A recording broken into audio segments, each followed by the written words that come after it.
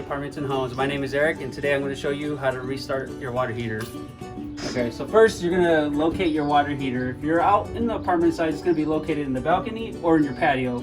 If you're in the crest side, it will be inside your garage. So let's get to it.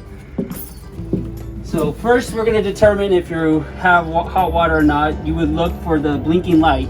In this case, we don't have a blinking light. So we're going to go ahead and set the dial, turn it counterclockwise to off. You're going to let it sit for 5 minutes. And then once you're done letting it sit for 5 minutes, you're going to turn it over clockwise to pilot. You're going to push the dial in. There's a little button down here. You're going to click it until the light turns green.